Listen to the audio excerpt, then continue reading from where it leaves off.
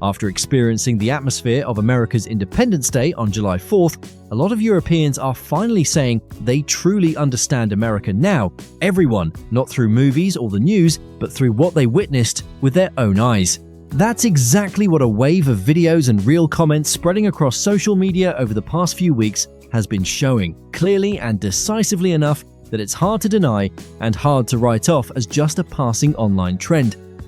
Over the past few weeks, with the 2026 World Cup taking place right in America, a wave of videos capturing Europeans setting foot here for the first time has suddenly flooded social media, one after another, and what's notable is that they're causing an entire narrative European media has told for years about America to nearly collapse in just a few short weeks. One of the most representative videos is, after experiencing July 4th, Europeans finally understand America, which captures a group of Europeans invited to attend a genuine American Independence Day party, and the sheer astonishment is written all over their faces at an America completely different from what they had pictured in their heads for years.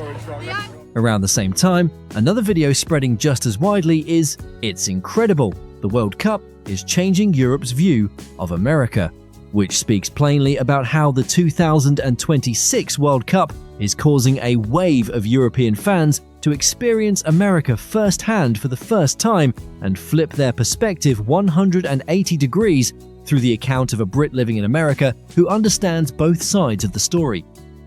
But it's arguably the comment sections under these two videos, not the videos themselves, that reflect every aspect of America most accurately, because these are the words of Europeans who actually experienced it directly, unedited, unfiltered by any media lens at all, and sometimes those very comments remind Americans just how great their own country is, something that, living there every day, they sometimes forget without even realizing it. Right after this, let's go through the most real reactions currently spreading under these two videos, starting with the general but wholehearted impressions. Baron Wellington shared that he has visited America 3 times and every single time had a wonderful time with wonderful people. Word for word, I have visited America 3 times. Always had a wonderful time with wonderful people, complete with a string of hearts in every flag color. John Lamport 775 recommended it outright, like a sincere piece of advice. Looking for a fantastic holiday destination, go to the USA. I did, and I loved it. Some didn't need to elaborate at all, like Rossi Fumifan one, who left just one word but full of feeling awesomeness, as if any further explanation would be redundant. C. MCNE 10 went into a bit more detail. I have traveled the USA and I found the people to be wonderful and I loved the history. A reminder that America isn't just about the present, but also carries a depth of history worth exploring. And Donald Smith 283 couldn't contain his excitement, writing it all out in one breath. People are loving the food big time. Oh my god, I've been watching a lot of videos. The food, free refills, the people, the beautiful country, topped off with a whole string of laughing and heart emojis as if plain words alone couldn't capture the full extent of his excitement. What's notable is that none of these comments came from some organized America fan club, they came from completely random accounts, under 2 different videos, with no coordination whatsoever, and yet they all landed on almost the exact same wave of excitement, something that rarely happens with any other topic that tends to spark debate on social media. Beyond just the usual tourist-style compliments, some people went much further, turning their experience in America into a decision that changed their entire life. Severest56, a Brit living in America, shared a pretty interesting detail. Every time he visits his parents back in the UK, they always seem worried and ask things like, "How is everything over there? What are people saying about Trump?" And they seem fairly confused when he answers simply nothing, since he himself rarely talks politics with co-workers or friends around him.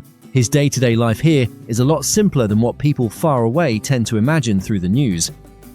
There's a fairly clear gap between how his family back home pictures his life, stressful, full of political arguments, and how he actually experiences it every day, which is quiet and not all that different from life anywhere else. Going to work, meeting up with friends, going out somewhere on the weekend, nothing as dramatic as what the evening news back home tends to suggest. BJK, one put it far more decisively, I would give up my British passport before my American passport. I've been here a long time. It's home, a line not everyone would have the nerve to say out loud in public. Renamartel49 shared a similarly emotional story. I love America. I gave up my passion for England. I would never leave. My sons have been given so many opportunities here. I am glad I made the move. Like the closing line of a major life decision, one he likely had to weigh carefully before making, torn between affection for his homeland and the opportunities his new home offered his whole family. Alongside these personal stories, plenty of people devoted entire comments to praising the surprising beauty and diversity of this vast country. Mamontes 1.5 recommended, Charleston, SC, and Savannah, GA, are two of the most beautiful towns in the US. Both embody the name's southern charm. Carrie-Annan offered a pretty interesting way of looking at it. America could be thought of as 50 different countries rolled into one, equivalent to an entire Europe in miniature, with each state feeling like its own country with its own culture, a comparison that had more than a few people nodding along. Janot went into more detail about his fourth trip to America, a 4,000-mile road trip through the Midwest and California. The people, the friendliness, the scenery, the cleanliness, and the cultures were all amazing, and while California felt the most similar to Europe politically and culturally, states like Utah, Arizona, and Nevada were truly extraordinary, offering a side of America that very few people overseas had ever seen on screen. Christian Enforcer, who claims to have traveled through quite a few countries, declared, "America is by far the best place on earth. I was in Arizona, fantastic," ranking Germany and 1990s, London second and third on his personal list of the most beautiful places he'd ever visited, a ranking nobody asked for, but one that shows he genuinely thought it through rather than just tossing out an offhand compliment.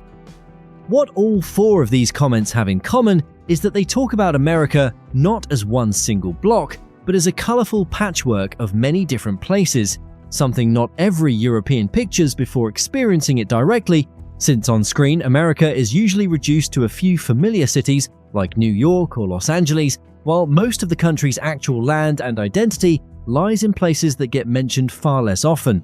Even more interesting, there are details so mundane, so small that Americans themselves probably never even noticed them, that still made Europeans stop and write an entire comment about them. Cognitive Code, AI shared, had ranch dressing on my chicken salad tonight. Paul Newman's, it was delicious. A food detail that seems completely unrelated to the main topic, yet shows that joy can come from the simplest things. Senor Kurt brought up a very American habit that Europeans often find surprising. I hardly ever get a refill. I never even think about it, meaning that free drink refills in America are so ordinary that Americans no longer even register it as a perk. Scotty Sutton, PV9JK introduced, full of enthusiasm. The Golden Corral is the best place to go eat. All you can eat, they have everything. And Renamartel49 again, this time speaking as a former physical education major and a strong athlete himself, noted that sporting standards in America far surpass those in the UK, wishing he'd had access to the coaching available here sooner, and proudly sharing that he's maintained his athletic ability into his 70s thanks to having so many places to stay active here. Details like a free drink refill, an all-you-can-eat buffet, or a familiar bottle of salad dressing might seem to have nothing to do with the bigger story about a nation's image, but it's exactly the accumulation of hundreds of small details like these that creates the sense of ease so many travelers keep bringing up. A feeling hard to name, but very real, built from countless ordinary things done just a little better than what they're used to back home. But perhaps the most thought-provoking comments of all are the ones that go straight to the root of the question. Why has Europe held such a distorted picture of America for so many years?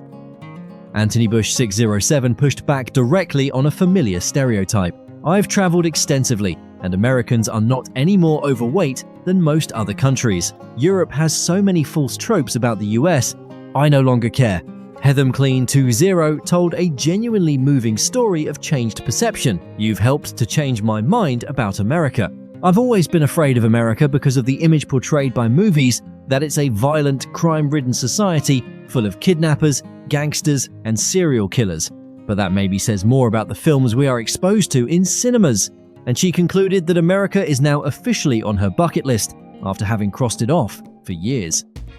Whitehawk 6-1, got straight to a much more systemic issue. Europe is anti-America. But then again, Europe's governments are just about anti-anything and push their media reporting towards the same ideology of what is bad and what is not, what is a lie and that to be truth, a remark that doesn't target any specific party or government, but points squarely at the way media in general operates. George L. Motherst offered a fairly deep, almost summarizing explanation. Europeans have only ever seen America through media and film, which mainly reflects the lifestyle, philosophy, and culture of the two progressive-leaning coasts, while this World Cup has opened the whole world's eyes to the real Middle America, especially the American South, where the warmth and hospitality is unmatched anywhere in the world. And Giorgiano, after the 4,000-mile trip mentioned earlier, concluded that states like Utah, Arizona, and Nevada present a side of America completely different from the image usually shown to outsiders, and said it plainly, almost sarcastically, "Thank the biased media for this." Word for word, "Thank the biased media for this." What's worth noting is that, taken together, none of these 5 comments blame any specific party or government.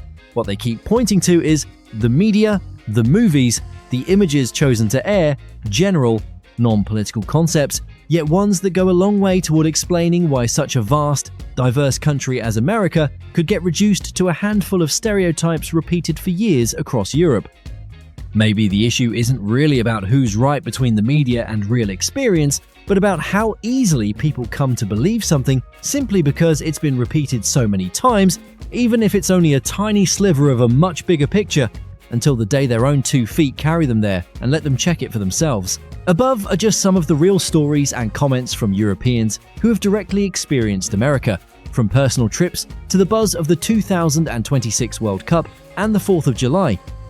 Maybe sometimes Americans themselves need a little confirmation from people who were once strangers, even people who once held their own stereotypes, to realize that what they've quietly taken pride in about their country all along has real grounds behind it, not just a belief of their own. Sometimes, all it takes is one trip, one holiday party, or a few hours sitting and watching a football match with total strangers to completely undo a stereotype that had stood for years. So, what about you? What is it about America that makes you feel the most proud? Leave a comment down below and let's talk about it together. Thanks for watching this video, and I'll see you in the next one.